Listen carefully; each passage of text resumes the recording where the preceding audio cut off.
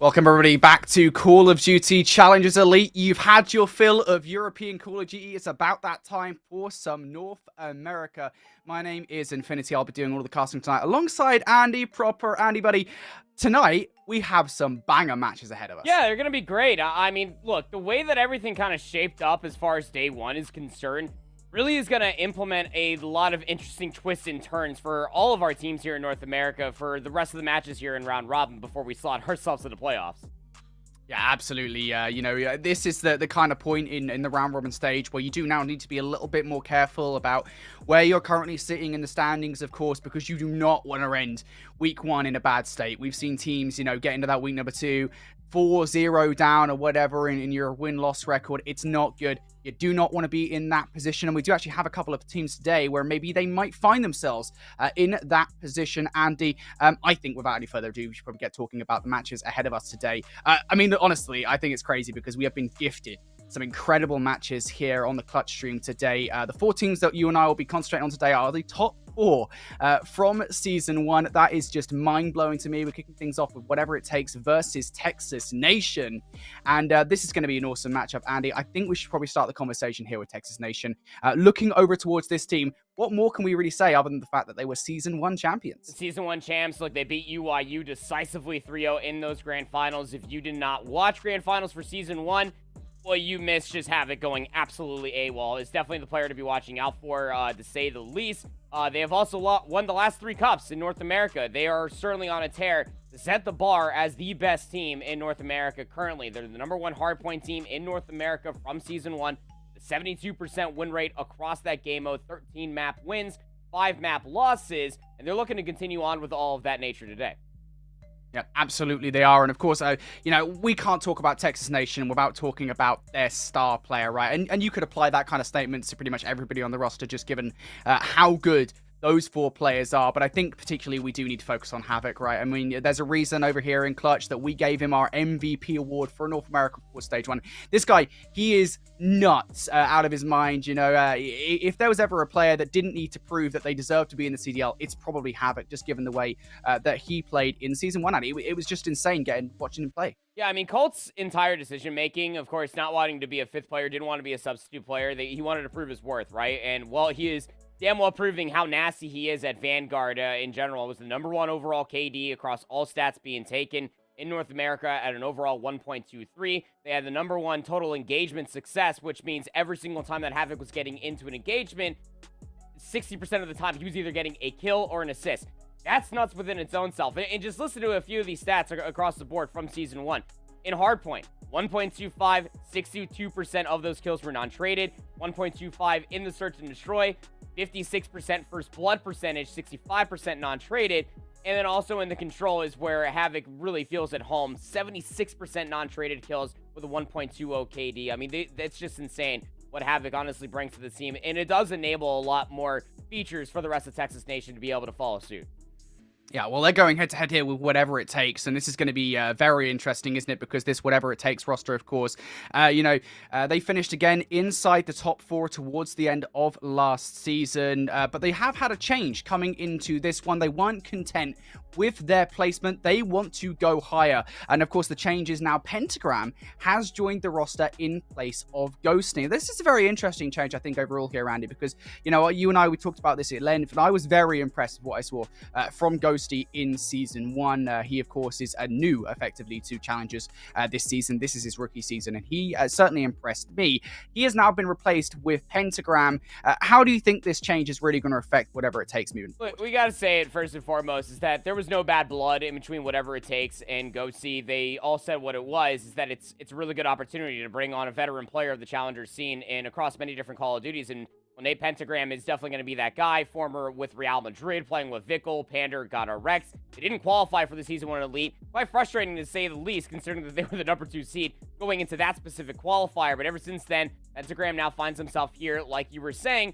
And I think it's going to work quite well. I mean, when we think about what Ghosty was doing for this team of Whatever It Takes, most of the time, sometimes, depending on what the strategy was looking like for Search and Destroy, sometimes they were the roaming, lingering search SMG player through the middle of the map. Sometimes Ghosty had to be that overall slayer across Hardpoint and Control as well. And Pentagram on that team of Real Madrid was living up to that to such a high degree. Not to mention all of the experience that can be trickled all the way down. Let's not forget that they are the substitute player for the LA Thieves at the end of the day.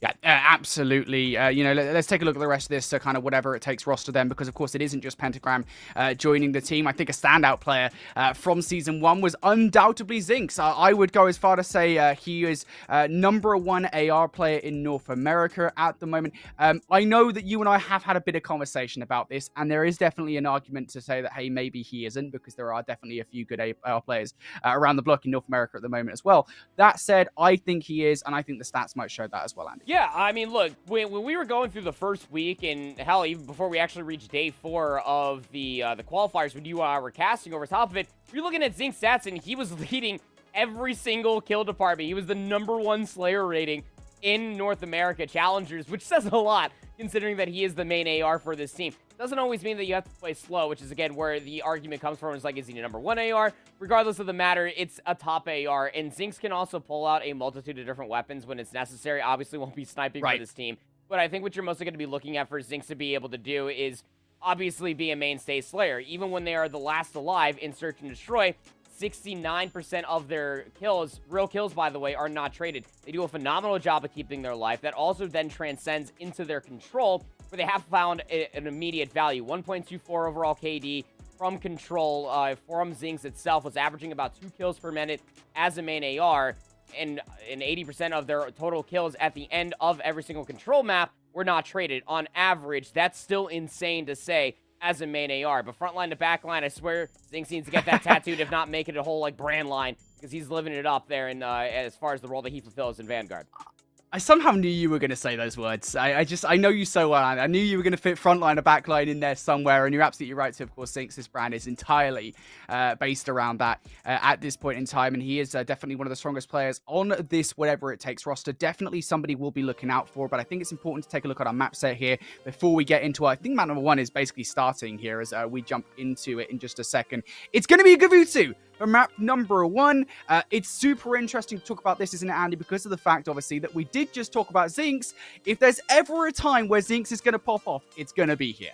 Yeah, I mean, look, this is a land of ARs, and Gavutu Hardpoint as a whole, you would assume would be quite good for this whatever it takes roster, given the simple fact that they have a good backline of flex players, especially when you're thinking about Brack, when you're thinking about even when Proto picks up that AR, and especially what Pentagram was even able to do as that third AR when he was playing with Real Madrid. But as a whole, this could also be quite punishing on the other side when you're thinking about what Texas Nation are going to be looking for. You have to really work hard for Havoc, who's probably going to be the mainstay SMG for Texas Nation going in towards this Gavutu hardpoint, while the other 3 players of Brezzy, General, and Kismet will be running around with those ARs. It's going to be a little bit more monotonous, I would say, for Cult to be able to pop off with an SMG. Obviously, it is very doable, but a lot of those line of sights are going to be locked down with the automatons. Oh, it's going to be crazy, isn't it? As we're jumping into Gavutu Hardpoint. First and foremost, I think for this week, generally speaking, we've been focusing on kind of what these teams have been like in Season 1 on these map mode combinations. Andy, mate, Gavutu Hardpoint, I'd argue it's probably the strongest map mode combination for Texas Nation on Hardpoint. 7-2 is what they finished here at the end of Season 1. It was just insane seeing these guys play it time and time again. I am a little bit surprised in a way, because I know that you and I had the conversation yesterday, and it was in regards to Europe about kind of the veto process in its current form, right? Our team's kind of allowing their weaker maps per se through just to try them at this point. I'll be honest, I think you don't get away with that in North America as much as you would in Europe, because I think in Europe there's kind of a tier of teams where there are teams you can kind of get away with it against, and there are teams that are not. In North America, you don't do that. Like, it is very easy to slip up and not qualify for playoffs, as many teams will have learned last season, in North America. So, I don't know. This is weird to me to see, like, Gavutu Hardpoint being put through here. I'm kind of surprised that whatever it takes, it just didn't veto it in a way. Well, it also comes down to whatever it takes and how they feel with now Pentagram coming into the mix, and it can honestly be a very strong one for them, regardless of what they did on Season 1. Yesterday, they actually ended up beating 18 and Crack 250 to 230 on this exact map mode combo, but then they lost to UIU in a devastating fashion, 250 to 116. It wasn't even close. They got outpaced on every single turn, where Phantoms and Rex were just having their way with everybody on the side of whatever it takes. But You know, I'll sit there and I'll agree with you to a certain extent that for Texas Nation, that yes, it will be at least a favorable map for them. Both the times when they actually played it yesterday, twice on over, they also went 1-1 on it. They lost by 12 points to Ultra Academy, and then they only won by 17 points versus 18 in Crack. And it does really say a lot when we do talk about this, because all the hard points, although fantastically won by Texas Nation in Season 1, was probably one of their mainstays as far as a game mode is concerned. A lot of those were close. They didn't exactly have a Minnesota Rocker Academy stature of being, I want to say, like around like the 50 to 60 point on average differential for hardpoint. They were always close, maybe about like 30 to 25 or so. That being said, I think that you're going to be looking at the pacing and the overall chemistry that Kavutu Control will immediately call for. And that's what Texas Nation will definitely have over whatever it takes. Although the core three are sticking together between, with Brack, Proto, and Zinx, it all depends on how Pentagram is going to be filling in towards their role as far as breaking in a lot of these hard points, getting these players these setups and stuff. Because I'm not going to lie here, bro, that if I end up seeing Texas Nation locked in for at least a P3 or a P4 setup, it's going to take a lot for whatever it takes to break inside those hard points. They really struggled with it in Season 1. Yeah, for sure. I think that is the key thing for me. Is I know this is kind of textbook for us here on the casting desk, is we always kind of say, don't let one team get the ball rolling comparatively to the other one, right? Don't let momentum go out of your favor. I really mean it when I say you cannot let that happen versus this Texas Nation roster, because we saw it time and time again in Season 1. Texas Nation would come out the gate swinging, and teams would just kind of struggle to find their way back in versus the roster. That simply cannot happen here again. Now, I do want to talk about Kavutu Hardpoint, because obviously, you know, we have said again that it was a 7-2 for Texas Nation in Season 1, but these two teams did face off twice on this map mode combination in Season 1. They each managed to take it off each other once. It was a 250 to 134 in the round robin stage to Texas Nation. But when it came to playoffs, and again, we should clarify, this was with Ghosty. He did play with the roster in Season 1. It was a much closer affair, and it was a 250 to 226 to whatever it takes, right? So very interesting to see that hey, this is a map, albeit, you know, Texas Nation have only lost it twice. One of those losses in Season 1 was to whatever it takes. Yeah, and that was when they were on their final stint, right? When they were really starting to come into their own. And I know that does say a lot, considering that whatever it takes about halfway through the round robin play last season, where undoubtedly the number one team, what they were lossless all the way until I think maybe the final few days.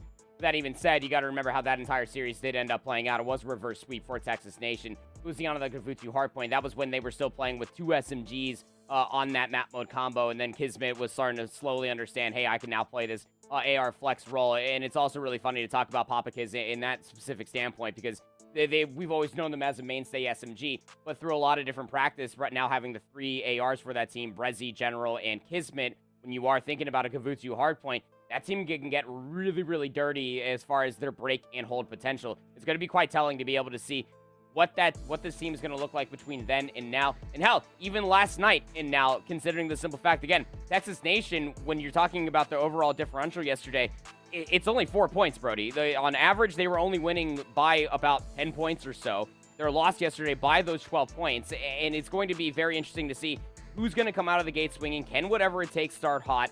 What do they have to show for that massive loss that they had against UIU last night with now their mainstay SMG at Pentagram? Alrighty, well, apparently they're going to be restarting this game, so we're going to continue talking for a little bit longer here. Don't worry about it, guys. It's such a good setup, too. I was expecting to go in there, man, and I said it was going to start hot, and it just doesn't work. I blame Switchy. We're going to start hot, though, mate. Yeah, blame Switchy. Switchy, as always, he is like the cause of everybody's fears, generally speaking, when it comes to restarting games. Just blame Ryan all the time. He's at fault. I'm used to it. No, that being said, I'm very excited to get into this, and I promise I will not repeat that phrase, because I know that's just like the fallback phrase that I want to get into this. But no, seriously, it is a very interesting setup, isn't it, when you talk about Texas Nation versus whatever it takes in this context? Because, quite frankly, you know, Texas Nation, although Hardpoint, they are the strongest Hardpoint team in North America from Season 1. You know, looking yesterday at how close some of their matches were in Hardpoint, there is a genuine possibility here that whatever it takes could take one away. And this is the question mark for both of us, really. It's like, how different do whatever it takes look now that they have Pentagram onto the team? Because Pentagram has always been this superstar player, you know, going all the way back to Built by Gamers. I think he ended up inside the top, I'm pretty sure he ended up inside the top 20 from Cold War, from Breaking Point. Yeah. You and I, we both got a chance to do that. I'm sure that you and I put him there. And that was for good reason as well, because he was a superstar player. during that season, a massive proponent as to why Built by Gamers was so good at the time. He is going to provide a lot of value to whatever it takes roster. I think the question for you and I here is that addition enough to help Texas Nation, or help whatever it takes, get the victory here versus a very strong, the strongest opponent you could face in hard? Look, I think at the end of the day, if you're whatever it takes, you basically just want to make it feel worth it at the end of it. That you ended up dropping Ghosty, and that 4-4 obviously was going on an absolute tear. They ended up qualifying for playoffs, and that is a really big feat for Ghosty, of course. But I think you just want to make it feel worth it for Pentagram to then step into this team. Obviously, they didn't have to go back through the qualifier because whatever it takes, still maintain their spot from being top 4 at the end of Season 1. But even more so than that, it's just not only what does Pentagram bring to the table. How is this entire team going to be able to almost lean off of what Pentagram can honestly bring? Because you go back to Cold War, and with that BBG roster, we always were gassing up Pentagram for what they were able to do with the Krig and the 74U, and their decision-making to bring along with it.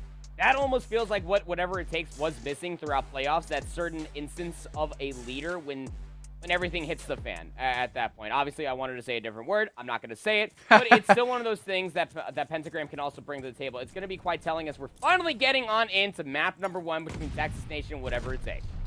Oh, man, I am so hyped for this one, of course. We've set it up quite a lot here, Andy. We're ready to get right into it, and we're going to kick things off with General on our screens, the Optic Texas sub. Unfortunately, we'll end up falling right out of the gate, but it's all good because Kismet is here to pick up the slack, have it alongside him, and you always got to be careful, I think, if you're whatever it takes when you're facing down a sub duo like this. Absolutely. Yeah, I mean, you got to be able to start off hot. You want to make sure that you can end up pushing all the way through and make sure that you maintain said momentum. But, I mean, through the opening rip, Texas Nation absolutely slam whatever it takes through the ring side of the hardpoint. Kismet did start off on 4, but then they got 2 deaths very quickly. And I like this little diligent call coming through from whatever it takes. Pentagram's going to try to at least hit it from scrap time, and that's because the other 3 are already set up top LST ahead of 2. Well, Brack's going to lose one of those rotational gunfights, and that's going to be an attempt overall here to try and zone those players up towards green. Proto inside, though. He's going to be starting to soak up this time, and this is a crucial moment pretty early on here for whatever it takes. They don't want to give up any time to Texas Nation. They want to get a lump of it for themselves. Whether or not Texas Nation will let that happen, though, is a different story. Proto starting to really feel the heat now and going to run straight out of the kitchen. Off the top of the LST he goes, but is hunted down here by Brezzy. Nice double from the Frenchman there to get inside the hard point, and now Texas Nation in for some of this time. Keep an eye on number 1, though. That is Brack on our minimap. He is going to be fighting for those rotations towards the new hard point. Currently, it is Texas Nation in control of them. But I mean, now it's mostly going to be looking at how do you break. This is what I was mostly talking about, because whatever it takes, obviously picking there at 2, not exactly going to be feeling comfortable with about the 30 seconds that they were going to be able to get off of that second hard point. But now the conversation will transition on over to what I was wanting to ask. If Texas Nation are in first, what can you do to try to break on in? This Pentagram will quickly snap for 2 quick kills. Only Brezzy that shows up in the kill feed. But keep in mind, while all those kills were happening, you still have Havoc as the guardian of this back green area, not allowing anybody to get through to break up those spawns. They should still spawn in there, Brody, and they sure will, but whatever it takes are already broken in from the front, and Zinx is not moving from top LST. What was it you said before? Frontline, backline, Zinx can do it all, and he's sitting at the moment on top of this LST, and this is really, I think, the idea for whatever it takes in their current form. Try and fight this on the front if you can get some time as well. Wouldn't that just be fine and dandy, as they are going to do exactly that. Brack now in a 1v1. Brezzy, the last remaining player to take down, and Brack does exactly that. Unfortunately, Proto going to take out his own teammate. Somebody else now going to have to pick up the flak. It will now be the new addition to this roster in Pentagram, looking for the 1v1 versus Havoc, and we'll find it. But what a disruption this has been, right, Andy, for whatever it takes to break off the rotation versus Texas Nation and to give them so little time off the back of that hard. Absolutely, but I mean, the job was done. If you're looking at it for whatever it takes, you know, that little break from the front, you didn't end up wanting to break through the spawns, and, well, now you actually are sitting rather pretty, trying to at least thwart the execution that Texas Nation are looking through the middle of the map. They have so far to go on the backside of green. Actually be able to spawn up through the middle of the map, but again, now it's whatever it takes with those close spawns. P4 can absolutely become a money hill if you don't deal with Brack, who's on a 6 free, by the way, up on top P1, not allowing these players to get in for free, and when they try to find the timing to get in through the jungle walk here, Brody, they're getting put through the blunder from Zinx inside the hill. This is tough, isn't it? Because you're essentially just coming down, funneling this down this one lane, and whatever it takes, of course, we'll know that. One player might have filtered through here. Kismet does actually able to get one. looking for some more kills as well. It is just Proto who has so far been struggling here in this hard point. What a time it would be to kind of wake up here. Fortunately, will not be able to. Or is it that fortunate, to be honest? Because, you know, for whatever it takes here, they kind of do want Texas Nation at this point to spawn in that backline. What a great time to lose a gunfight, right? I feel like I say that so often. It's just so perfect to lose that exact gunfight. And Pentagram is actually still over here battling. Brack on a 9 spree now. He's going to be looking for at least to lap some streaks here going forward, but able to at least read that Kismet's over towards 1. But so long as they're playing this Guardian role over top LSC, you have to deal with it first and foremost, of which Havoc finally will. But again, now you have the close response back green. You're set up initially inside P5. Now this lead is starting to spiral out of control for whatever it takes. Yeah, this is a really tough position, I think, for Texas Nation and now find themselves in. You're going to have to continue to funnel here towards the new hard point. You also have to be kind of careful at the back of your mind about rotating towards P1 when that is necessary. However, now they might have found their way on through. Proto, unfortunately, will whiff a couple of pistol shots. The rat is not in his favor there, and Texas Nation will find their way into the hard point for the last 15 seconds of time. And crucially as well, they might have found their way over towards the rotation for Noob. Brezzy looking for these fights on outer. Huge rotation coming through from Texas Nation, but the job is not done. Now you need to start zoning off these players from whatever it takes. Yeah, you're just really going to start slaying out because, I mean, whatever it takes with that first set of rotations are absolutely having their way. 16-6 for Brack, 15-9 for Zinx, Pentagram 17-13. Say what you will about Proto, 7-13, but they're still racking up a minute plus worth of hardpoint time going forward in towards P1. Texas Nation really need to be able to lean on their X factors. We already said how Havoc was going to have a harder time trying to work their way, at least to be able to get a stellar KD ratio on Gavutsu, but now you really got to be leaning on towards Brezzy, who's on a 4 spree. We'll be at least looking at this rotation from the backside, but we'll end up at least understanding that you have Pentagram coming in from the side, as Texas Nation are still scrambling for time over top of P1. At least they were able to marginalize the lead ever so slightly, but whatever it takes are just so relentless, or should I be more specific, Pentagram is absolutely relentless at just striking the hard point for the scrap time. It's why you're seeing the lead start to grow for whatever it takes on every single hill. If anybody's been questioning, by the way, why Pentagram was joining this roster, here's your answer. He's having a hell of a game at the moment, and this is what he has been doing over the course of Black Ops Cold War, now carrying it over towards Call of Duty Vanguard, but will now continue this move forward in this game. This performance needs to have a good one here as they try to break through towards the LST. Texas Nation going to get that initial break on through. Now want to try and carry it up. Taking down whatever it takes before they can get close towards this hard point. Of course, even with 40 seconds left here, at the back of whatever it takes mind, it's going to be this constant concern, right? As Texas Nation get all of these kills through, we do not want to lose the spawns for the next hill. That is, it's almost this constant cautiousness that's going to be at the back of their mind. It is the back and forth, isn't it, of Gavutsu hardpoint. It plays so starkly different than every single other hardpoint. You know, Bokash, Tuscan, you can afford to try to break in for the last 20 seconds and still try to battle in for some spawns for some crucial time, but not on Gavutsu, because you will literally spawn on the opposite side of the map, which is not exactly a little skip away, but this setup continuously for whatever it takes is just so phenomenal. It always feels like Brack is maintaining this position over on top ring. He's cutting down so many reinforcements, Brody, that whatever it takes, although they're recognizing Texas Nation are clawing their way back inside of this hardpoint, they're still playing fundamental hardpoint. They're still making sure that all of these players don't exactly have an easy avenue, but 2 players have slipped the net. Got one inside the ring. Brack's trying to at least fish out one of them. Will find General. While that's been happening, Texas Nation are broken in from the front.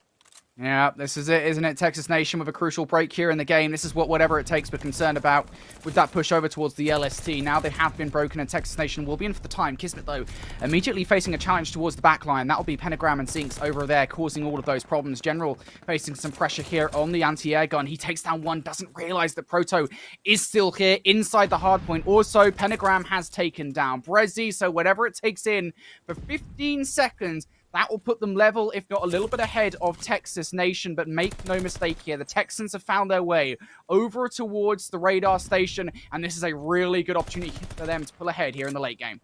I don't even know if everybody from Texas Nation are from Texas, but they're definitely playing from Texas. It's the story definitely Brezzy's not. Brezzy's not, I can tell you that much. But, I mean, at the same point, they are starting to really form themselves and start to find themselves. Look from top to bottom. They're not outslaying the opposition. I mean, say what you will again about Proto, 10-21. They're still trying to at least be on the OBJ as much as possible. But what Texas Nation are really starting to do on the back end of the second set so far is that they're playing really good fundamental hardpoint. It's not about finding all the kills. It's about finding the right kills. They're really starting to come into their own to be able to do that. Havoc's now on 3. Here comes the break from Proto over by the Arch Rock. Nice 2-piece will be formulated between whatever it takes, but Proto just a bit outside from maintaining to get that kill. At least Sinks is able to trade it out, and they actually put themselves in a position to force a spawn out. It's just a crucial 20 seconds, isn't it, for whatever it takes. You don't really want to let this time go the way of Texas Nation at this point in the game. However, good decision making, I think, from Texas Nation at this point to just say, right, we're going towards the rotation. We know we can get more time off the back of the next hard point. This needs to be a very quick break, you have to imagine, from whatever it takes. And that almost certainly helped. Proto inside the LST gets 2, looking for the third, and will find it against General. Surely not anymore. At least the door has been opened by Proto now, and he continues to wade his way on through like this hard point is his. Proto on 5. He has single-handedly found whatever it takes a way back into this game here with his hill. Hey, you remember when Proto, like last hardpoint, I was talking about how he was double negative? Yeah, he's 17-23 now on that 5 spree. Potential for them to play for some streaks, finessing around the docks building, and he's completely slipped the net. Pentagram's overwatching him. Proto for the rechow is almost getting the better of Brezzy, but Brezzy, of course, will win that gunfight. But the job is still done. They're able to at least contest a lot of time here, and more or less keep Texas Nation trapped over on the backside of green. This is okay to give up this 15 seconds. Yes, it will threaten Texas Nation to put themselves in a position that one break is all they will require to break inside P1. But this is now Big Daddy Brack's house. You have to get inside of P1. Brezzy will gun him from far, but whatever it takes, they're putting all their marbles into holding on P1 to win it here. This is quite a lot here that whatever it takes have to do. You can't really afford to be broken whatsoever. Texas Nation just need 14 points for victory. Proto, can he do this? Sinks also with him. The rest of the cavalry will be arriving very, very soon, and they're doing a really good job at the moment of zoning these players off, but Kismet still being annoyance inside. Brezzy also now looking to get some kills. Somehow, they play their lives along, and I fear that it is now Proto left up all on his lonesome. He's already clutched up one, Tiny. Can he do it again? He's only able to get one. It's Texas Nation, baby. They're finding their way on through, but whatever it takes, not giving this time up whatsoever. They can still finish it here, maybe not any longer if this player continues to be an annoyance. Havoc comes on through, able to get one. Now kills going back and forth once again. It's Texas Nation in for the time. Proto, you have to go huge here, has to run on in, cannot do it. Brezzy able to get the kill. Now can Brack do anything about this? No, he cannot. The player's up the stairs, and Pentagram picks up one. Texas Nation refuse control of this hill, but they will get it with a final kill. And oh my goodness me, Texas Nation able to find it in the end, but whatever it takes, they make him sweat for it. Oh, it's so scary when you have to face a desperation play there at the last minute, and that's exactly whatever it takes. We're looking at that. It really just came down to that very last player to be able to contest for one final second, but 1 second is quite literally all Texas Nation needed. But if that last second goes over to whatever it takes, they were actually locking down the rotation already. They put themselves over top LST. They were ready to put themselves inside P2, but I talked about it from P5 into P1. That was a big 13 that you potentially wanted to at least send Proto or maybe even Pentagram over to try to battle for, because then that threatened for Texas Nation to be so close to closing out the game. Like I said, they just needed one confident break. And what P1 really resides in is the one simple fact that now Havoc can feel right at home with the submachine gun. It is close quarters, getting inside of that ring, underneath the flak gun, getting themselves around P1 as a whole. That's an MP40's playground. And as far as what it's concerned to look like, whatever it takes, their main SMG going in towards that hard point, I believe, was Proto. And although they were spawning in continuously and trying to sprint back in, nobody ended up picking up that second SMG.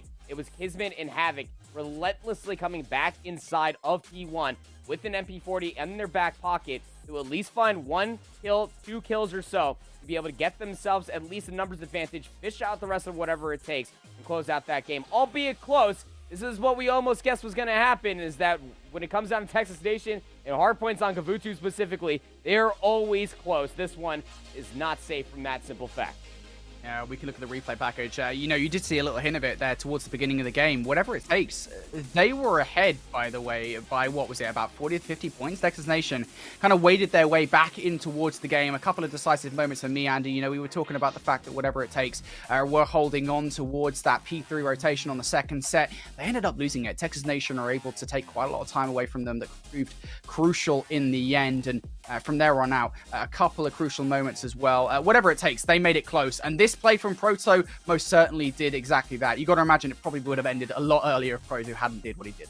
But here's the last 30 seconds of the entirety of the game, right? So, I mean, Brack is just fishing for some time. It's so hard because he was expecting Brezzy to almost come out from the backside of the ring, but now you're just in desperation mode. You're basically just full on sprinting back up here. It's Brezzy that actually picks up the SMG. I completely misinterpreted that one, but we actually won't see the end of it. But it mostly came down to was one, if not two players being able to finesse their life longer inside of the ring and being able to maintain and forcing out the opposition's positioning to be on the opposite side, because spawns were not flipping. You had whatever it takes spawning in over by P4, that if you could basically force all of the Texas Nation players to then have to play out over on that side of the map, the ARs reintroducing themselves into the gunfight would have had an easier gunfight, but it was Texas Nation that were always seemingly a step ahead at just being able to bait out the positioning for whatever it takes and force for them to play on their side of concrete, making it a little bit easier to be able to lock down those engagements. But we take a look at some of these stats again from top to bottom.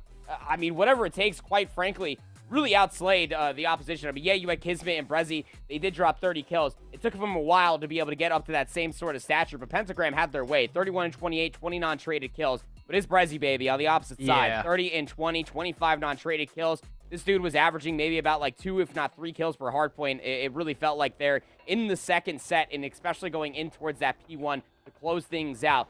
I'll always say this much, Brody. Once per map, Brezzy is always good for at least one clutch. It just so happens that one big clutch came through at the very end of the hard point. Yeah, it's funny we talk about the non-traded kills, right? Because I don't think you and I really got a chance to talk about this coming into the hard point. But Brezzy has one of the highest non-traded kills in hard point here in North America. I think it's like a 75.3%. Yeah. It's crazy looking at that stat line for Brezzy. And I mean, it shows it here, right? 25 of his 30 kills were untraded. You can't be letting that man do that. You know, the Frenchman's having his way over here on Gavutu and absolutely decimating whatever it takes with his...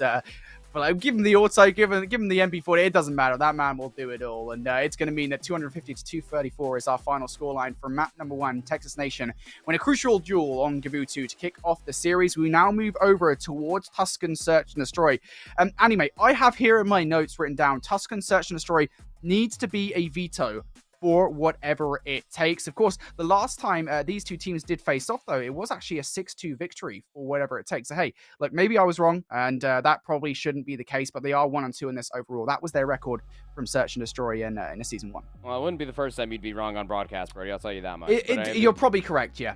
But the thing that's mostly interesting is allowing the Tuscan Search and Destroy to even come through in the first place for whatever it takes is very interesting for one simple point alone, is that yesterday in their 2 matches, in their map 5 win versus 18 and Cracked and their map 4 loss versus UIU, both of those map 2s are actually Tuscan Search and Destroy. I'm sorry, no, map 5 versus 18 and Crack was a Tuscan Search and Destroy.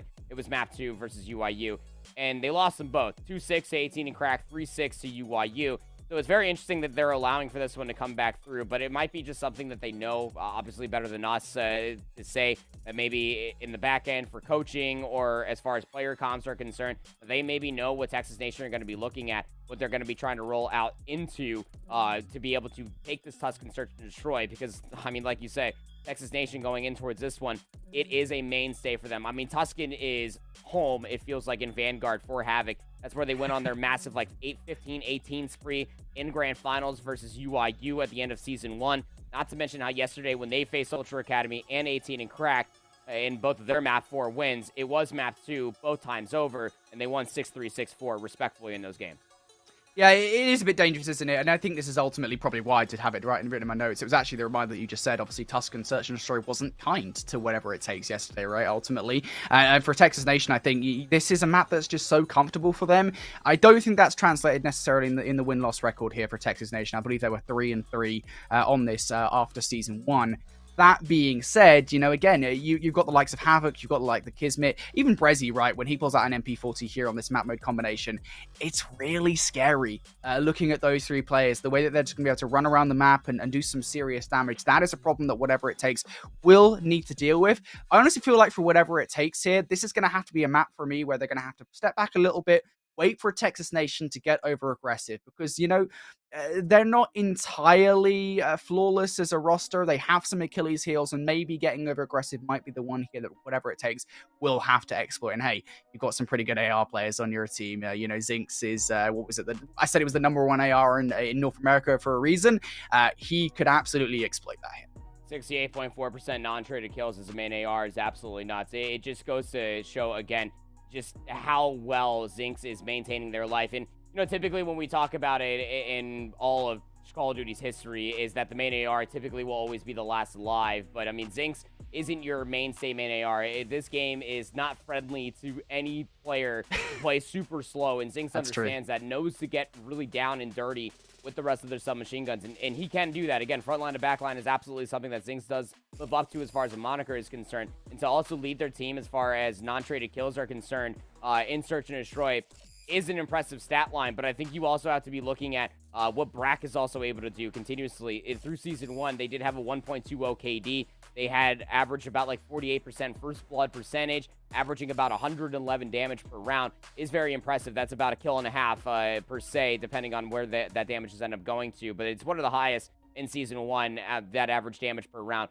coming through from Brack. So you're really hoping that all this team can really come together and find a little bit more value, because Search and Destroy, as far as whatever it takes is concerned, going back to Season 1, was their weakest of all 3 game modes. You don't want to always rely that you could be a 1, 3, and 4 team, because then you're going to run into another team that can completely outpace you when it matters, like what just happened against Texas Nation in that map #1. And now you're kind of forced to be a 2, 3, 5 team to basically force your hand, try to win out one of these Search and Destroys, win the control, and then maybe seal away that Berlin hardpoint. But if it goes down to a map #5, you're really hoping that going back to the drawing board last night, allowing this Tuscan Search and Destroy to come through is going to be a good pick for you.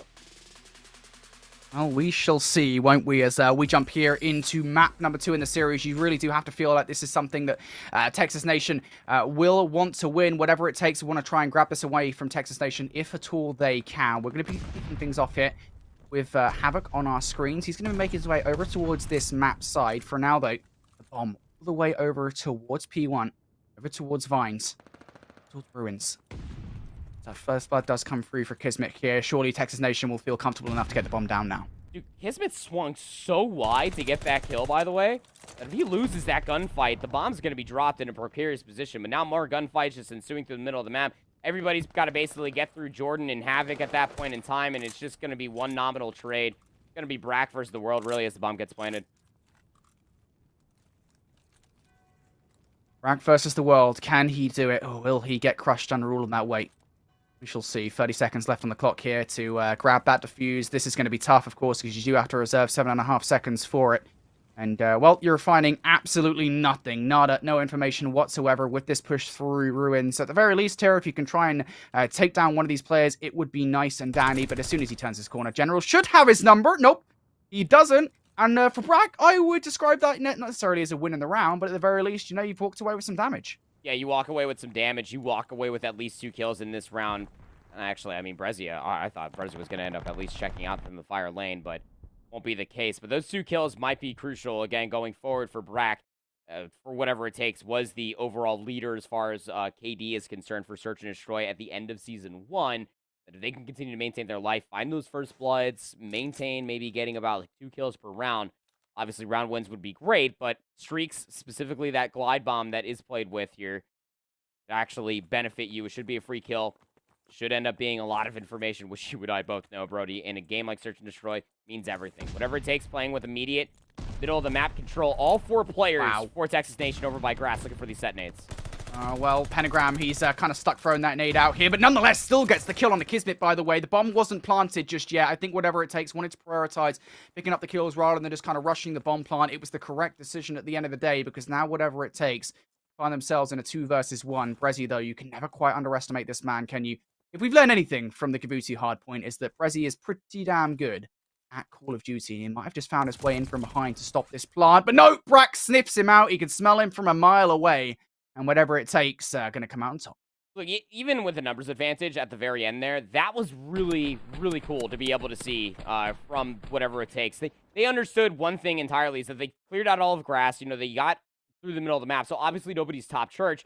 So they assumed that Brezzy was where he was on the flank, coming through from top fire. So they were going to plant the bomb essentially for you, if not over by Church to be looked at by Brack in that contest position. But the beginning of that round, 100% plays out differently if Pentagram doesn't read all 3, if not 4 nades that got tossed over from the ruin side. If that ends up happening, Proto plants the bomb. They probably die by way of a set nade, just like that from Zinx for first blood.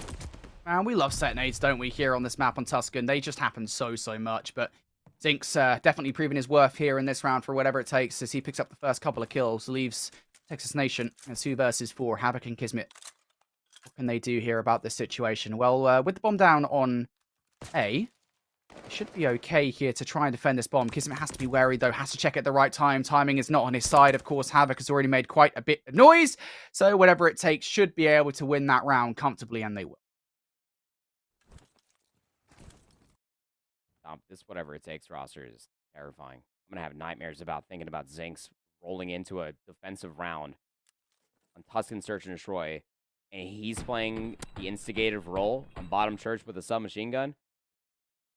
Dude's terrifying. But again, it really does exclaim the flexibility that this whatever it takes roster truly does have between all 4 players. Historically, you really think about it. I mean, all the way back to Black Ops 4, you got Maddox players, you got SOG players that also could pick up the ICR, and that does transcend even from Modern Warfare into Cold War. And now, you just got to be ready to be able to do a multitude of things. Brack's streaks did get shut down, but Zinx finding 3 in that round, going to inform their way towards streaks. Time around Texas Nation defensively won't be going for all 4 of those set nades, but Pentagram is kind of fishing just in case to see if anybody pushes through.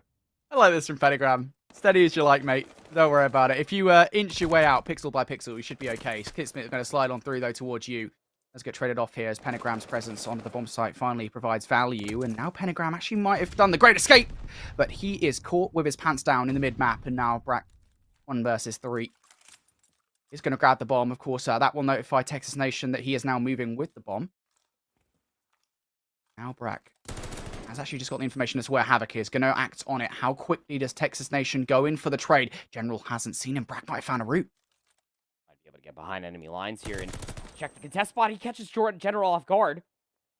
He's got ample time to do this. 30 seconds remaining. He's going to try to hoof his way back over to the teammate, or he's going to play with the timing. Brack might get the better of Brezzy. He completely breaks his camera. Brack with a 1v3 clutch to win the round for whatever it takes.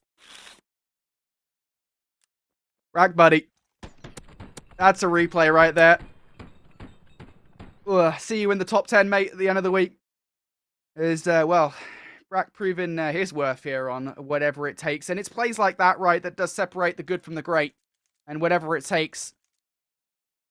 Just playing so well off the back of those. We were talking about the streaks that were shut down previously. Now it's Brack once again here on a 3 spree, whatever it takes. Can they get streaks off the back of those? We'll see later down the line. Texas Nation, though. Bomb in hand. They are on the offense. I believe we're seeing some sniper battles going down across ruins. Nobody going to be falling foul of them just yet, but it will slide the door for now. Kismet not comfortable anymore to go straight for the A plant. You got to respect it at that point if you are Kismet, not to immediately go for the planet A. You're going to basically wait for all the utility, and there it is, Pentagram. Look, I talk about the flexibility that this guy brings to this team. Now you don't have to rely on Proto with the Kar 98K. This time it's Pentagram. Brezzy is able to at least even things up here, but 2v3 still, you got to somehow keep Kismet safe as he is planting this bomb. Actually gives up the angle. Does Kismet get out with their life? They sure will. That's not bad from Kismet. Now just has to be careful here as he makes his way up towards fire alongside Brezzy. Look, mate, this is like prime set nade territory, isn't it? Texas Nation. They are in the power position, though, to keep an eye on this bomb site. Pentagram will fall. Now Brezzy has revealed his position. Of course, they probably were already aware of the fact that he was here.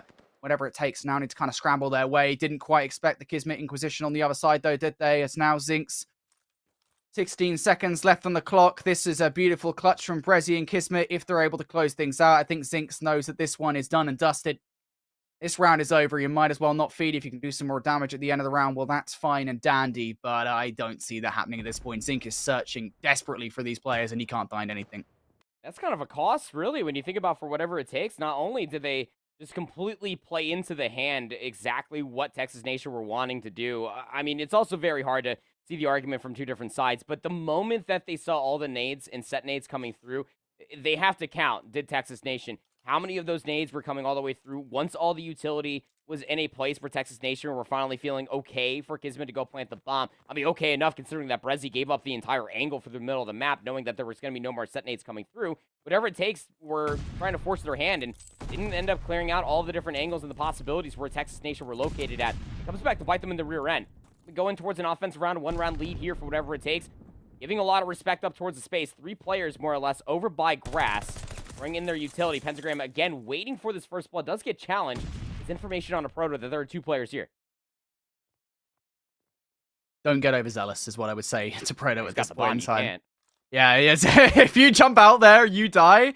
That bomb is not getting planted anytime soon. But look at the proactiveness coming in from Texas Nation. Zink's going to put the shots in, but it will be Proto who puts the final nail on the coffin there for Kismet here in this round. But nicely done from Havoc here for the reaction. Doesn't get the second, though. Pentagram will respond in kind. And once again here, time and time again, we're seeing these players left up in 1 versus 3s. It's Brezzy this time around. The bomb now being planted. Can he get through to Pentagram? Absolutely not. The cover is there. Whatever it takes, know what they're doing.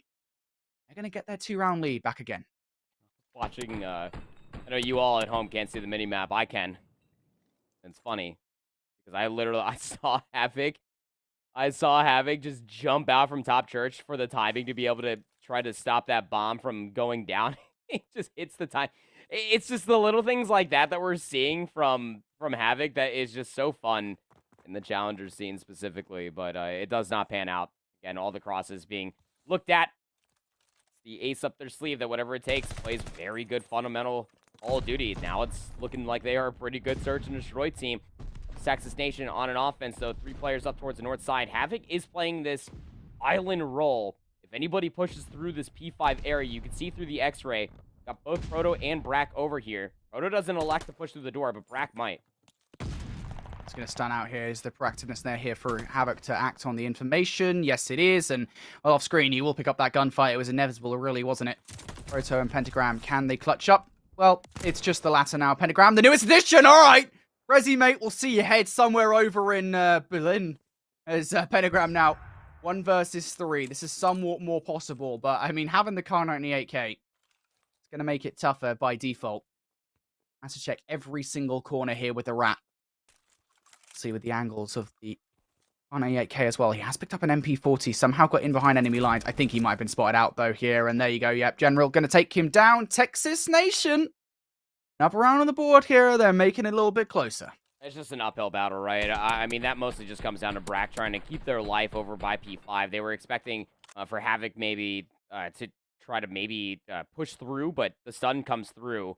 And then Havoc just peeps through the little window. If you're Brack at that point, you get stunned up. You just can see the entirety of top maps, and you just wait for them to potentially push all the way through. And you just communicate to Proto, who was on the bottom side over by Well, that little angle might not be immediately looked at. It just all completely falls apart because that little bit of the play of Brack trying to get from behind enemy lines just completely falls flat.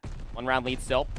Whatever it takes on another offense, Zinx is going to go ahead and eat a couple nades. Does find some information. But you can see just on the X-ray alone, Texas Nation are getting aggressive over by this monument side.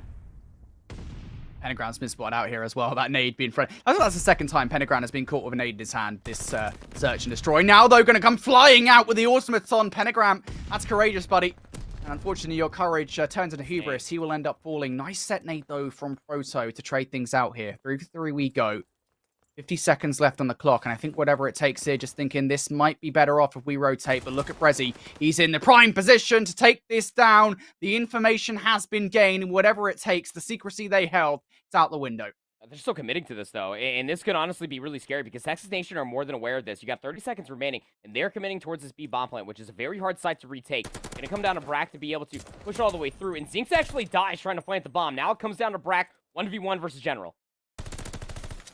Brack's been seen. General with the angle. Yeah, that is really tough, isn't it, at the end of the day, for Brack to win that 1 versus 1. General just in the much better position. Of course, it is Brack that has to play proactive. Has to get the bomb down. 4v4 we go, Andy. And I'm generally curious, again, why whatever it takes still committed towards that B push. Look, even Brezzy going 1 for 1 there, seeing the second player is immediate confirmation that Texas Nation are playing over by that south lane with numbers. So you know that they're going to end up trying to commit towards that B site, even in a 2v2. And they had 30 seconds. They could have absolutely cut back through the middle of the map and gone back over towards A and tried to take more favorable gunfights from them through the middle. But more questions need to be answered. Even things up in round number 9. Lots of nades, lots of bullets flying across the ruined side, but it's Texas Nation with a 1-player lead. Kismet draws the first blood here in this round. Texas Nation looking to follow it up with another one. There's still quite a lot of presence for whatever it takes alongside the grass side.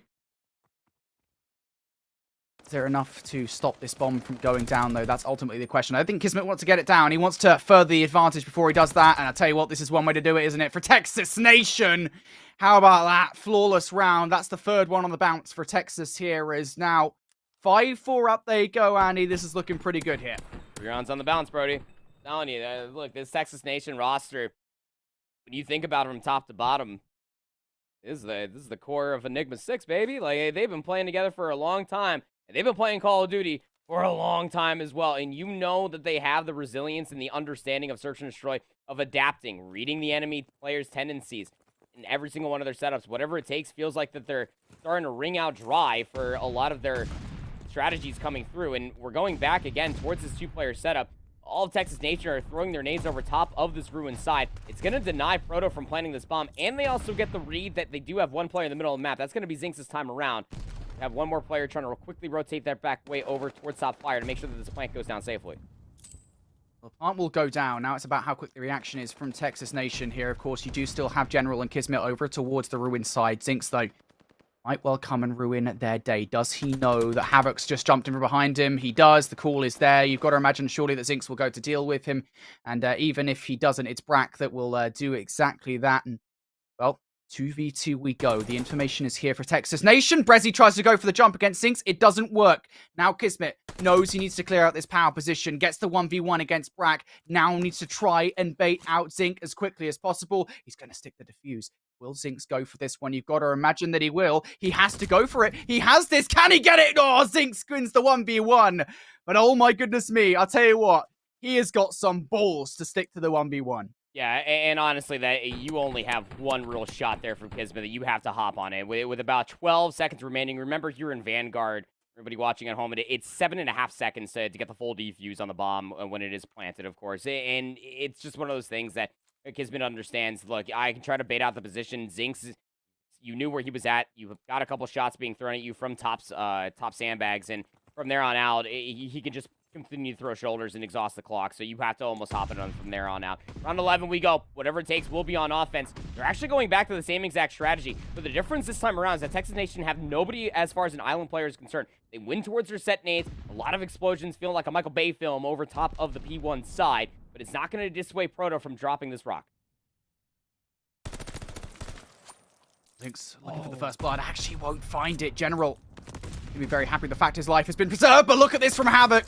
As aggressive as ever. Can he get the second as well? Almost turns and burns on a pentagram, but none of those shots will connect. And how quickly the round is falling out. General, mate, this is very courageous. Runs right in the line of fire. And because of his fast-pacedness here, I don't think they're aware of the fact that he is on this side of the bomb. They might be if Pentagram checks this here. The rat gun fight is not enough. Whatever it takes, tie up the series at 1-1. Sure, it was a lot closer than what they wanted it to have there, Brody. Remember those 3 rounds that Texas Nation were able to win in sequence of one another. But the one big difference, I was saying there at the beginning that it was the same exact rollout for whatever it takes. But the one big difference in the one player that got into Texas Nation's head was where the hell was Zinx? What weapon is Zinx going to have? Because through a lot of those rounds and through a lot of those engagements in the middle of the map, I mean, you had Zinx with an SMG. Even defensively, was putting themselves in a position, bottom church, with an SMG. That time around, there was the one big change that came through is that Zinx is going to be that one player on the Zig box head glitch, just keeping those players at bay from trying to drop down in the middle of the map to stop Proto from planting that bomb. He didn't have to get the kill, and he didn't get that kill on a Brezzy who was top sandbags. He just dissuaded the idea of that Brezzy was going to drop down in the middle of the map and also threw some shots for top church. Those players are weak enough from a couple bullets from the automaton. They're not going to drop down just to throw their life away to try to stop that bomb plant from coming through. It's just crazy. Absolutely, it is crazy. I think we're going to go for a replay in a second of the 1 versus 3 earlier on from Brack. Just how insane this was, by the way. You know, we love search and destroy plays. I think, honestly, casting search and destroy plays is one of my favorite things to do. And, you know, I have no doubt in my mind, Danny, that this 1v3 from Brack is probably going to end up in the top 10 play from Clutch. You can check that out at the Clutch YouTube. Here it is again. 1 versus 3. We're not going to be able to show you guys the mini-map, of course, because, again, it's blocked by player request, but gets that first kill. And this is the crucial moment for me. He flips the map. They haven't realized it. Yeah, it's just the timing. This is actually the same timing that General is going to be looking for. But, I mean, General with the late read, just through the jump, just doesn't have all the accuracy when you're jumping up in the air with an AR like that here in Vanguard. And then, Brack, that was the biggest play of it all.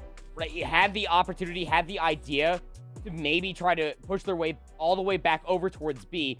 But then they say to themselves, look, I can just hit the timing again. Brezzy's probably going to come from behind me. So I'm just going to end up challenging them around this corner. And Brezzy just was completely unaware of it. Rack 10 and 7 for them. They had so many good engagements throughout the entirety of that. Whether it was round number 1, that 1v3 clutch that you saw. 7 of those kills non-traded. This is why I gassed up Brack heading in towards the search and destroy. They were leading this team of whatever it takes in overall KD continuously through season 1, and it pays dividends. And one more question that we had specifically was how Pentagram was going to slot into this team. When you're looking at whatever it takes when they were playing search and destroy in season 1, Proto was that guy that was sniping. Now you have Pentagram that can fulfill that role and can honestly play all 3 weapons. And we did see it from Pentagram. The long-range automaton, the close-range SMG to make sure that Proto could get the bomb planted, and the even longer-range Card 90 AK to take down those players that were always looking for the set nades across the ruin side. Yeah, it's Pentagram's basically a ballerina at this point. He's that flexible with the weapons in this game. He's proven pretty valuable towards this whatever it takes roster, and a massive reason why they're able to tie up the series now at 1-1. And this is about as close as we expected it to be between these two teams, right, Andy? You know, 250 to 234 on the hard point, 6-5 in the search and destroy. We're going to our swing game in the series now. It's going to be Control on Tuscan. This is another map mode combination, though, here, Andy, where surely Texas Nation, they should be feeling pretty happy with the fact that it's made its way through. You should. Again, if you are Texas Nation and you get to go to Tuscan, you're going to be feeling pretty darn skippy about yourselves, considering the one simple fact that Havoc in this specific map mode combo versus UIU in Grand Finals went absolutely AWOL, is specifically when you're thinking about Control. This is another mode that actually activates both SMGs for Texas Nation. Through Season 1, Kismet, 71% of their kills were non-traded at a 1.14 overall KD. Havoc, 1.19, 76% of their kills were non-traded. So to be fair, everybody from Texas Nation had about a 57 to 58% through engagement success. Remember, what we mean by that statistic is that 58% of the time, everybody from Texas Nation were either getting a kill or an assist for their engagement. That's just insane to say the least. But now you have to deal with Pentagram, who's coming off of a very hot search and destroy on this exact map mode combo. Going to be dealing with General on the other side of this tree. Even for the offensive side, this is a little bit more of the preferred side, but Pentagram will be that island player over by P5. We'll end up going 1-for-1, so you know Kismet can barrel their way over towards the B zone safely. Kismet, mate, you can't be running when you're gunning up like that. I know sometimes you'll be thinking, hey, look, I've got quite a lot of pace on me, but in this particular situation, I think whatever it takes, we'll read it. Now, for Texas Nation, the initial push over towards B has faltered. Now looking to go capture A, but whatever it takes, not giving this one up just yet. You know, have 2 players making their way through you. It's Pentagram. It sinks, but both almost going to fall there. Pentagram will fall, but it is now Zinx able to pick up the 1. Trades going down in this control zone. Whatever it takes, we'll come out on top for now. Smith now on board with him over towards B. It's a valiant effort, isn't it, to try and capture this B control zone. Texas Nation send 1 more player over there to get it done. But in the end, whatever it takes, they hold strong pretty early on here. It's a 4-for-10 trade so far at the beginning stages. And it left to play, and whatever it takes to have a massive life lead defensively, and they're playing it so well. They are making sure that all of Texas Nation have to play honest. They have to play together, though Kismet finding that very big 2-piece inside of you is going to force all of whatever it takes back. And at this point, you try to assault this A zone one more time, because Kismet might find some timing, get in towards the back, and it's going to be the case. Throwing more lives away, giving Kismet all the opportunity to get in the backside of Church. Should be an extra 60 seconds added on towards the board, but it is a solo player capture. You should expect Pentagram to maybe challenge it. They will. They'll lose. And that 60 seconds will be added on towards the board. And that 10 life lead that was there for whatever it takes gets all the way dropped down to 2. Yeah, I don't think they're going to expect Kismet here this early, and there you go. Kismet going to work off the back of that. If you can get a second as well, it would be huge. Just play your life at the very least. Now facing down Brack, though, and Brack will clear out that back line. Texas Nation. They've got 90 seconds to go capture this point, and in this kind of situation, Andy, you do have to be careful that you're not just throwing lives away, taking on one-on-one engagement where you should be waiting for your team. That is not going to happen for Texas Nation. You can see these 3 players over towards the map side. Proto inside radio. He is ready for all of this aggression, though. He's able to take down 1. The trades are in, though, for Texas Nation. And here they come. Havoc able to pick up 2 inside radio again. This is the power position you want, Andy. It absolutely is, because it's going to completely overwatch all the players trying to get themselves on towards the zone. But General's actually making this play happen, and it's a little bit disjointed for my liking that General's trying to push up on the backside of column, and there's nobody from behind. It allows Brack to be able to find that one. They slide. They get the better of Havoc as well. And all of this push completely falls by the wayside. Now it's 11v9. Texas Nation still have a great map position to keep in mind for you all at home, that Kismet will be in that church position trying to fish out these players on the backside while the rest of them are trying to flood their way from top flat to try to get this B zone converted. Right. Sniffs out Brezzy up top. 2v2 we go on the trades. Now 9 versus 7 in terms of lives. Make that an 8 versus 7. Brack still needs to win 1 engagement over here if Havoc isn't dealt with by somebody else, and he is not. So Havoc's still a problem. Oh! Havoc! That's disgusting! You can't be doing that there to Brack. Turns and burns onto him. That'll open the door now for a potential capture from Texas Nation. 5v4, the lives have flicked. Whatever it takes. Sent back here towards search and destroy lives. No respawns on the map.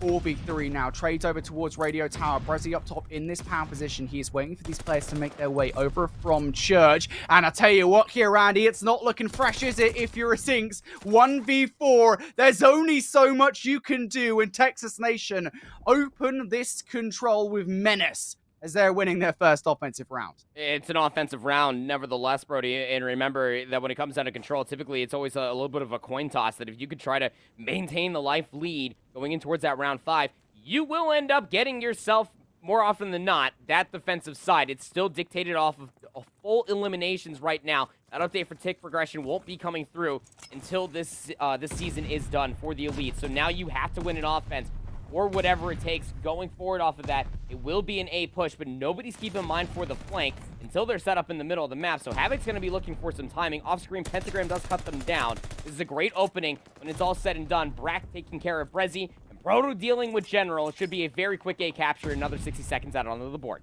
And this is the start you wanted, really, isn't it? If you're whatever it takes. You didn't want to have a start where you get battered away right out the gate. You need to have the ball rolling in your favor and quite a lot of time to work with in terms of making your way over towards B. Now, we need to see that aggression translate as they do make their way over towards that B point. Proto's just going to wait at the moment for the help to come through. It's Pentagram. Hugh is with him. Of course, keep an eye on Brack as well as he pushes over towards that grass side. Kismet going to take a fight inside radio, just backing off for now. And it is just a waiting game for Texas Nation as they do wait for the pressure to come through. But look at this from whatever it takes. You can see those arrows swarming in from behind, Andy. Gotta clear out the backside. There's a lot of faith that Brezzy is able to go big. They are able to find one. But on the opposite side, it is a 3-player down for Texas Nation. But the biggest issue is that they don't have radio in their control. So if you are Proto and Brack, you just have to continue to tiptoe around the zone. Hope that Brack is able to find more kills at the back. They won't be able to at least find one. Now Proto quite literally going up creek without a paddle. It's Kismet is able to clean up 2 off the bounce of their respawn, sending all of whatever it takes back to the drawing board. That is really tough, isn't it, for those 2 players there, Proto and Brack, where they just try and play their lives for as long as humanly possible. And, well, mortal beings, us humans, doesn't last that long. Their life is whatever it takes now. Sent back to the respawn point. They do have to be careful. Looking at number 2 on the minimap, Havoc going to be causing issues over towards Fireside. Whatever it takes now, going to have to go back and deal with that player, and that's just going to waste a lot of time. That's what Texas Nation are going to be happy with here in this position. Kismet towards the back line, though. Ready and waiting for Proto and Brack to get aggressive. And make no mistake, they will. Has Brezzy with him as well for the backup. And all these shots at the moment, even if these whatever it takes players don't die, they are being scared away. Brack, though, will survive the engagement. He wins that first gunfight. Now for whatever it takes, a potential pinch of movement. You've still got Zinks on towards the stairs. Now 2 players from whatever it takes close by. You've still got to deal with it, Brack, if you're Texas Nation. Brezzy, well aware of the fact that there's still 1 player here. There is the call out being made. If Brack does win 1, it will only be 1. Biggest issue right now is Havoc. Yeah, good switch from Switchy to be able to show us that Havoc was over by the rooftops, but Zinks immediately deals with it the moment that I was going to start gassing it up. So now the opportunity presents itself. 26 seconds remaining. Whatever it takes, have a 3-life lead, and they're going to start flooding their way over towards B. General has to go big from this position. They're actually going to get stunned up. They still find the kill. Whatever it takes, need to get on this B zone to stop the clock. Did you do? You got to do it in a 2 versus 2 as well. You don't really recognize the fact that Havoc's going to be coming in from behind. Jordan General's going to finish things off here in this round, and whatever it takes. They might fly forward to try and pick up a couple of kills inside Church. I think that's exactly what Brack is doing. He might find a free one. No, he just kind of dips and dives through the door. I'm not too sure what the lives did finish there. One thing I am sure of is the fact that Texas Nation, they end up winning the round, and I believe they still will have a life advantage if it comes down to a round number 5 later on, Andy. Yeah, it was even across the board there in the end of the second round. But, I mean, the problem still resides for ourselves here, Brody, is that whatever it takes have to win an offense. First and foremost, if they want to force out a round number 5, Texas Nation able to win back-to-back rounds. Now the world is truly their oyster, and they're actually rolling around with the same idea. Nobody's just going to be barreling through P5. You can see Pentagram on the minimap is almost fishing with the idea that that might end up being the case, which is why Havoc is lingering behind to try to deal with this island player and completely finesses Pentagram between 2 windows. It's a stellar, a flawless opening coming through from Texas Nation. They lose Havoc along the way, but you're able to at least maintain General's position over by the A zone, slowly tacking over by that progression, while Texas Nation are taking away the rest of the map. This isn't what you wanted, if it's whatever it takes. You know, even in round number 1, there was some resistance on A. They didn't lose it straight away, and now you can kind of see they're playing really cautious. They don't want to give up any unnecessary lives, and they're going to do it anyway. Brezzy able to pick up a great 2-piece inside Church. That will definitely assist Texas Nation with capturing this A zone. That will happen. Now, 2 minutes 20 on the clock here. That is a wealth of time for Texas Nation to work with to make their way over towards B. They already have some aggression over there, by the way. Havoc and Brezzy are the players that whatever it takes will want to deal with. The former has just fallen, but look at General, the pace at which he is able to fly at these players. That's 4 players down. Texas Nation, get yourselves a big stack burger, buddies, as Texas now going to stack the point, looking to get this capture on through. The set nades are in from whatever it takes, and this is what players have been talking about, right, Annie? This is the struggle. If you stack the point, you might find yourselves falling foul to some set nades. Yeah, but if the 3-player stack was maintained throughout the entirety, they probably would have gotten that second tick progress. But now you still have a minute and 50, a 6-life lead in favor of the Texans, and when they're out already just barreling their way through P5, Pentagram needs to go massive in this position. He's going to lay prone. They're going to get stunned up, and they're going to get pushed as well. Zill's able to find one and jumps up to find the heady of Jordan General. Those are 2 impressive kills and required if you want to see whatever it takes to try to win this defense. Yeah, look at the lives. That's something we do have to consider, though. There's still 90 seconds left on the clock. 1 tick of progression made from Texas Nation. They've already made a full wipe once, so it's not really out of the realms of possibility to do that again. Flank coming on through here from General. He is dealt with, but look at the dominance. Whatever it takes, really struggling here. Down to 4 lives they go. Down to 3 lives. That number going to continue to reduce as Texas Nation just look confident as ever. Flamboyant as ever. Down to 2. Down to 1. It's Proto left up in a 1 versus 11. I'll tell you what, he can get himself on America's Got Talent if he wins this one. He does take down 1. Andy, surely this is a case of surely this is a case of Texas Nation just playing trades, and there you go. Look, I wanted a world in which Proto wins that 1 versus that. I wanted it, didn't happen, and now I feel like my Christmas is ruined. Could you imagine though? It's like 1v10s, he just maintains and finesses his life for 63 seconds straight. But I mean, look, this is everything what I was highlighting, and we'll talk about the stats more here in a little bit too. But I mean, what you're mostly just witnessed from Texas Nation's perspective, that their SMGs are crazy, buck wild crazy. Like the way that they're able to manifest pushes, timings, and being able to basically break the mental fortitude of whatever it takes we're looking for, defense time and time again. It just really does get to show what both Kismet and Havoc are able to do. Because keep in mind, when you are thinking about this Texas Nation's roster, when you go back to that BBG roster, Kismet was that roaming SMG player. He's playing the role that Havoc is fulfilling on this Texas Nation roster. But now in Control, you can actually have both of them just go completely AWOL, and then you can just more or less just wait to see where Brezzy in general need to pick things up, whether it's an Automaton or an MP40 in their back pocket, to just basically manifest a pinch play. It just works out so perfectly. That map mode combination for Texas Nation is going to be looked at through the rest of the season for a lot of teams that have to go up against them. And how the hell do you not only deal with Havoc coming straight up the gut or through the flank, how else are you going to be dealing with all 3 other players continuously funneling their way from all different angles on the map? It was chef's kiss. Beautiful control coming out from Texas Nation. Yeah, absolutely. And, you know, you kind of hit nail on the head there with the very first sentence that you said there, Andy. So often it's the SMG pressure that players kind of boil down to when it comes to Tuscan, whether it be Hardpoint, whether it be Search and Destroy, whether it be Control. And Kismet and Havoc, what else is there to say? These players are just so good at what they do, consistently applying pressure that there just wasn't really an answer to for whatever it takes. And by the way, it is so bloody rare to see 2 offensive round wins from a team on Tuscan Control. Because generally speaking, right, Andy, when this happens, you know, it's normally right, well, somebody's broken serve, they've won an offensive round, and then it's like a 3-1 victory, or it's a 3-0, you know, they won 2 defenses, they won round of 3. But this time around, no. Texas Nation, they come out the gate swinging in that round at number 1. Just such a strong start from them. And yeah, I generally feel this is probably going to be a highlight reel for Kismet and Havoc here.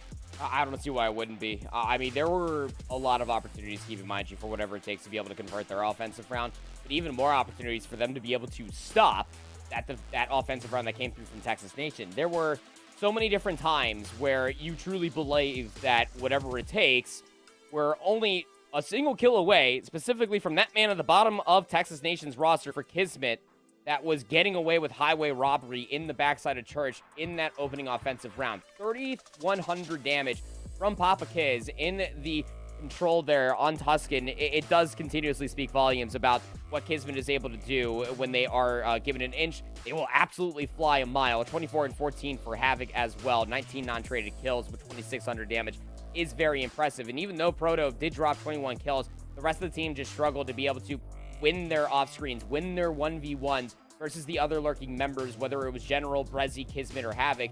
Every single time that we were seeing the play manifest on the opposite side of Church or on the top side of Flat when they were trying to push over towards that B zone, it was just mostly Texas Nation that were walking away with their ones more often than not.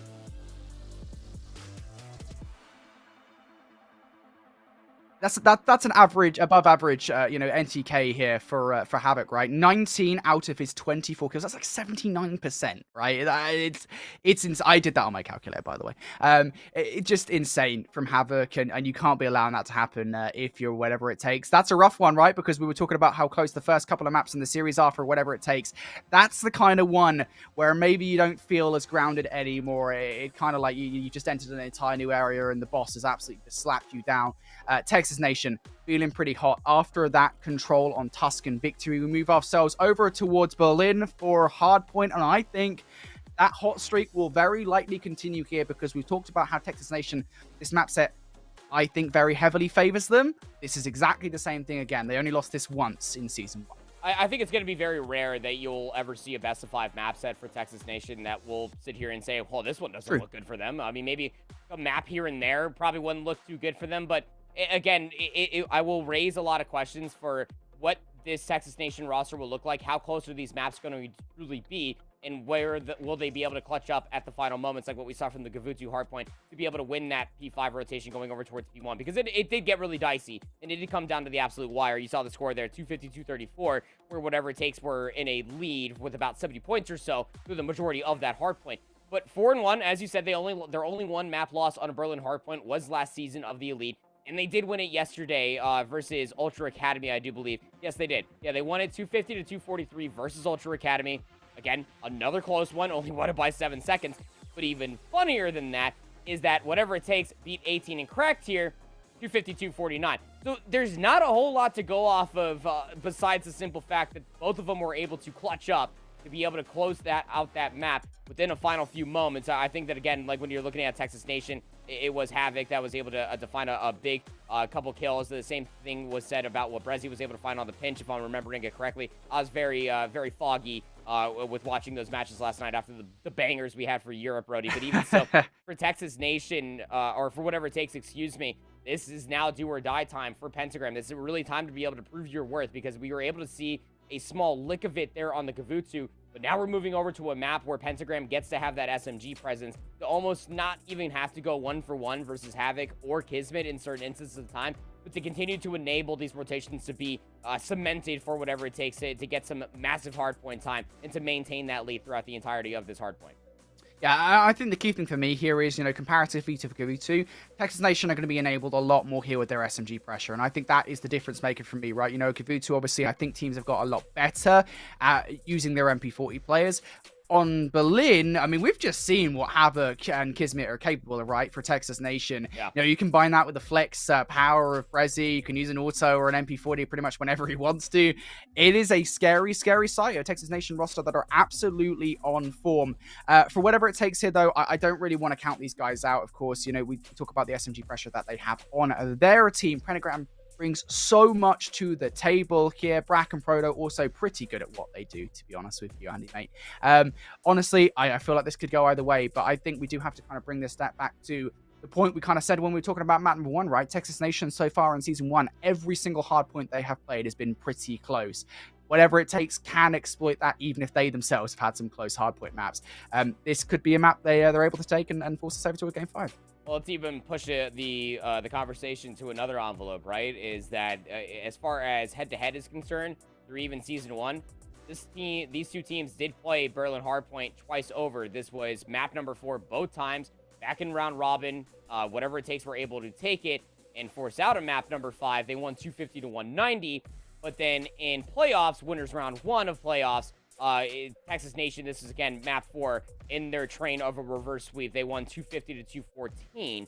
So I think it's just one of those things that obviously you have some VOD to go back to if you are whatever it takes. Now, obviously from Season 1, when you were facing off against Texas Nation certainly will be powering up. They're going to be progressing and getting better continuously as much as the rest of the competition. But then you're mostly going to be looking at to see how Pentagram will be slotted into this roster to see how they will look to be able to take a lot of these engagements in a different manner comparatively to Ghosty. I hate comparing two players like that, but it's really the difference maker, and it is the periscope that we will be looking at for what Pentagram is able to do continuously for this whatever it takes roster. They dropped Ghosty for this guy of Pentagram, and you're just really hoping that it is worth it, considering the simple fact that whatever it takes are hopping into this series 1-1 overall. Be able to beat Texas Nation is a big factor, but beating the #1 seed and guaranteeing yourself that 1W later on down the line, we have to slot in our top 4 teams for playoffs, an even better notion.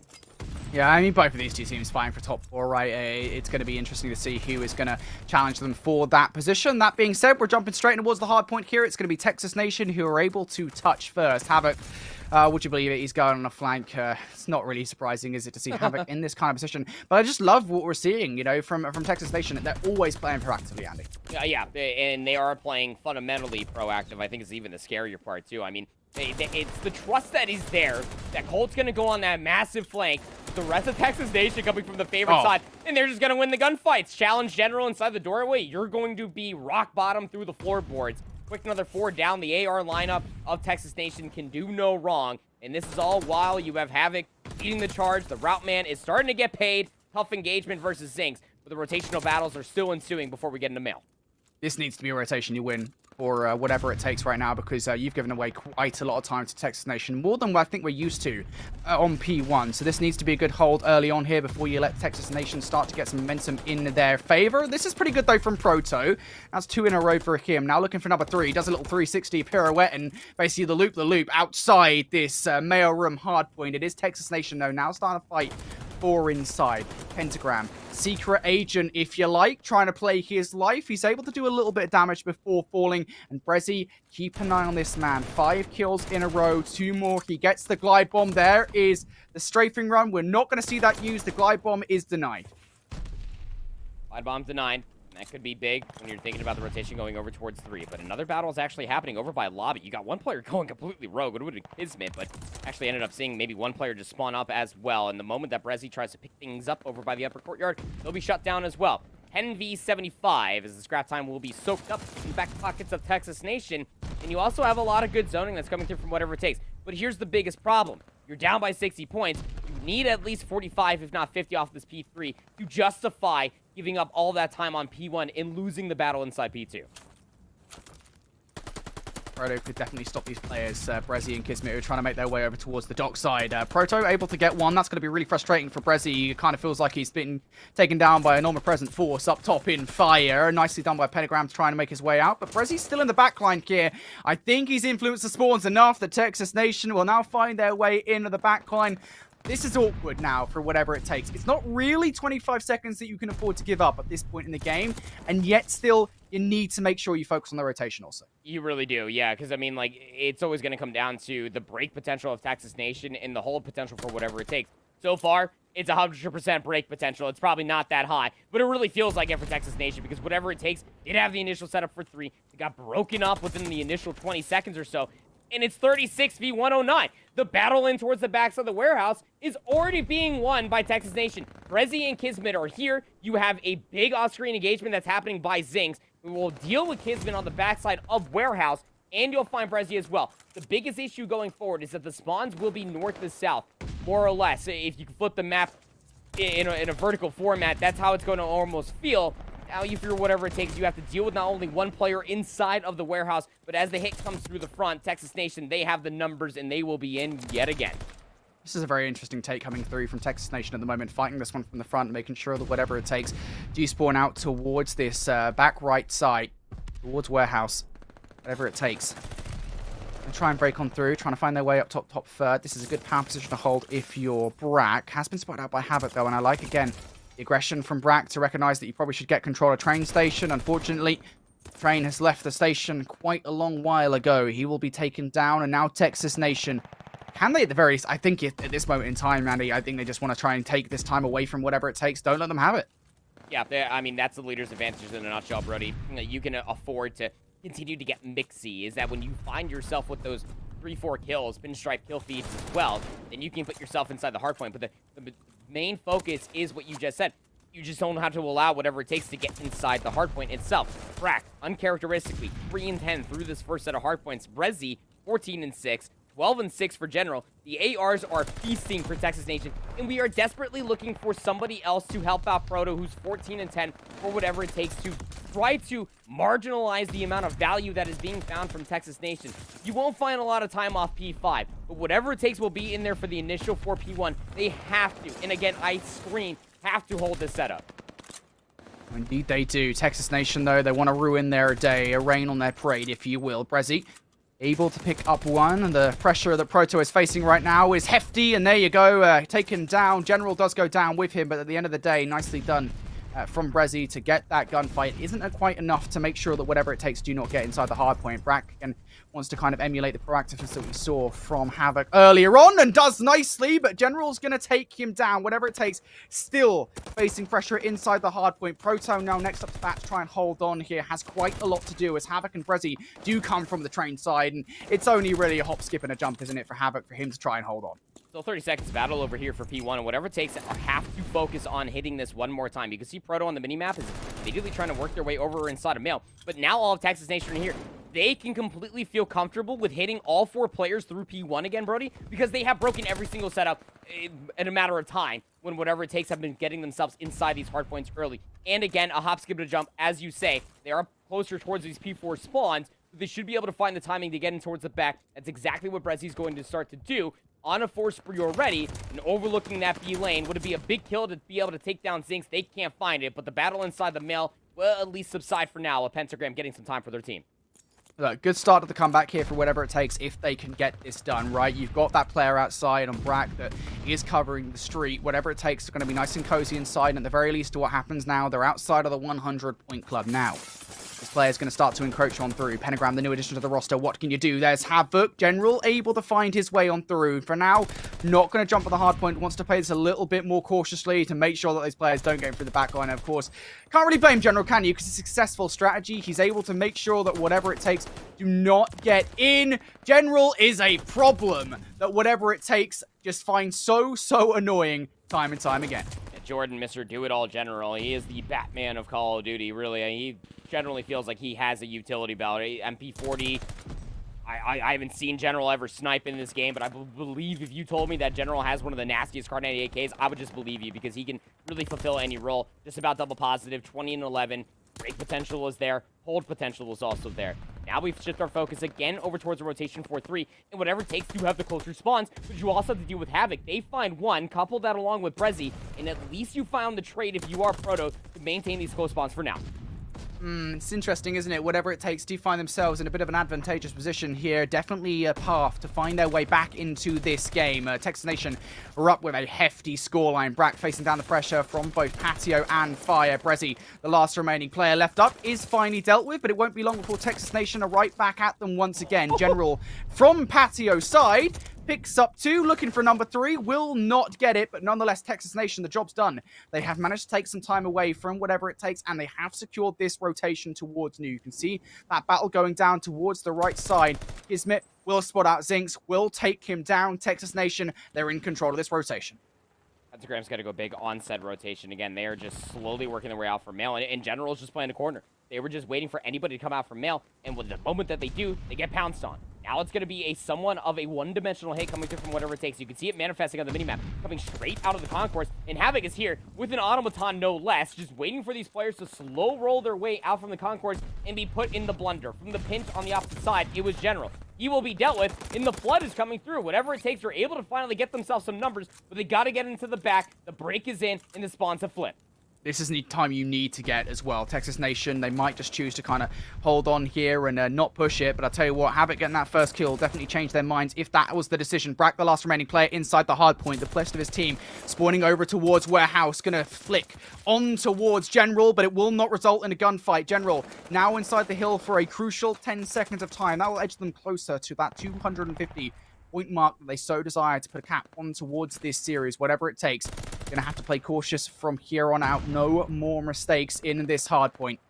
Can they get it done? You need to control mailroom. Havoc to try and disrupt the process here, and doing exactly that. Gonna remove one player from the hard point. That is Proto down and out of the hard point for now. But Texas Nation, tenacious as ever, they will not go away. They simply won't. Brezzy needs to continue to find value inside of the mailroom, and they absolutely will. 233 and counting on up. And this is going to be a frustrating moment if you are whatever it takes. You're spotting so far out that you're being put on the blunder on the rotation. Kismet here, maybe gonna cut the closer on this game. Nicely done. That keeps Zinx and Pentagram away from the hard point. Whatever it takes, they are not touching this anytime soon. Texas Nation, 3-1. They walk away from this series of a convincing victory, perhaps more convincing than the first 2 times these 2 teams faced off in Season 1. Whatever it takes, I would say they have looked improved, though, from that Season 1 standing. Yeah, I think it's all just about bringing it together if you are whatever it takes. Because, again, when you're thinking about, picking up Pentagram, there was a lot of time that was lost when you're thinking about it from their side. Texas Nation obviously coming into the #1 seed. Everybody's trying to at least meet their stature. But when you're bringing in Pentagram, there was a lot of time that was lost between when they did pick them up in Major 1, because Pentagram did have to be there at the Esports Stadium of Arlington, because he is the substitute for LA Thieves. That little time lost in between those two would have been crucial to make sure that things were absolutely tight and pretty going in towards this first week of the Elite matches, because it wasn't 1 and 2 is going to be their start, but they did start off with facing off against all the playoff teams, all of the very tough teams that you have to go up against for whatever it takes. So it's not the end of the world, right? Obviously, it's not flawless comparatively to where they were at the beginning of Season 1, Brody, but where they are right now, you're going to be feeling pretty darn good about yourself, considering the rest of the schedule that is yet to come. Yeah, I think this is the point for me, right? You kind of hit the nail on the head there at the end of the day, is that these guys, they've got the hardest matches out of the way. Now, that's not to say the road from here on out is going to be completely smooth and no obstacles remain, because in North America, you can never take anybody for granted. There is no such thing as a free win in the North American region, and I think teams have certainly learned that over the course of Season 1, and even in Season 2, we've had some surprises so far. But we're taking a look over towards our replay package, and this was, I think, perhaps the most damaging thing, right? You take a look at the first set of rotations. Texas Nation, they built themselves up an indomitable scoreline that whatever it takes, they just couldn't find an answer early on. No, they really couldn't. I mean, look, you go back towards those first, 42 unanswered seconds on P1, and they were starting off on the favorite side as well, and Texas Nation just completely run them over. Even look at the scoreline right there. Brezzy's at 21-8. This is their playground. If I was sitting there saying the entire time that Colt's playground was Tuscan, every single time I see Brezzy on a Berlin anything, hardpoint or search and destroy, he's dropping bombs, man. And it's just one of those things that he just understands the timing, and it just feeds into what everybody was enabled to do. This 2-piece right here from Kismet at the very end would have potentially been the avenue, if whatever it takes, were at least maybe to find a trade to be able to slow roll their way back over towards B5, but the lead was just too far gone. even at the end of the first set. I mean, they were somewhere near about like a 70, 80 point deficit. That to say that a team has to play flawlessly at the end of the first set, given how much time was given over towards their adversaries, does speak volumes to the pace that Texas Nation came out to play at. 25-16 is where Brezzy will finish out at. They only had 5 traded kills. They went on that 6 spree earlier, not 20 non-traded kills. And although Proto did everything they possibly could, 26-23 with 18 non-traded kills, the AR lineup of Texas Nation was just undeniable, as General was right behind their teammate, or just slightly ahead, I should say, of their teammate, Brezzy. 21 non-traded kills, 28-15. Yeah, it's kind of funny, isn't it? When Texas Nation, you know, when they require these players to step up, they absolutely do. We were talking about Havoc and Kismet over in the Tuscan. Now it's General and Brezzy doing well here on Berlin. It is just a star-studded lineup on Texas Nation. And this is, you know, the makings of a superstar team all the time, right?